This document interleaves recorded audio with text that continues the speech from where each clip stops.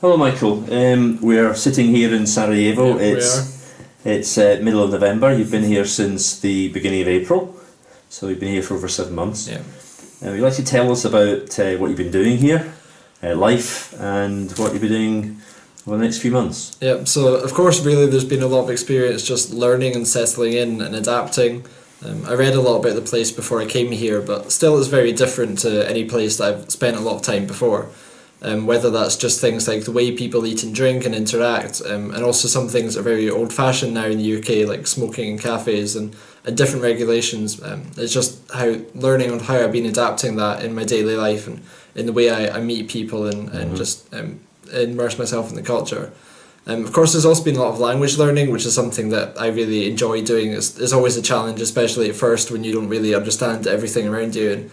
And less people probably speak English here than when I spent time in Spain, but it's still been a really interesting and really enjoyable experience for me to really be immersed in that and to challenge myself and to find what I'm able to do and what I'm able to trust God in helping me to do while I've been here. Right. There's also a lot of great connections I made with my own team and other missionaries here and ministries and things we've been involved in with local young people and with refugees, of course.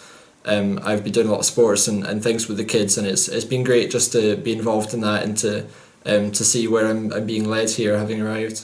Right.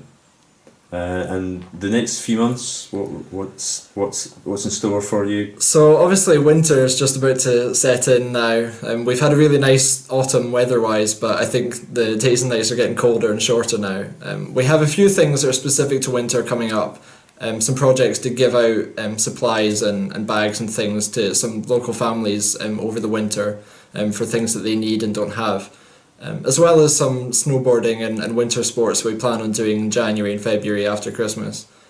So it'll be interesting as well for me to experience just how the culture is here. A lot of people burn wood fires and coal fires over winter, and so you can really smell that when you're walking around as it gets colder. We're coming up to Christmas time. What will this Christmas look like in Bosnia? Bosnia being very multicultural, multi-religious, there's lots of different traditions when it comes to holidays.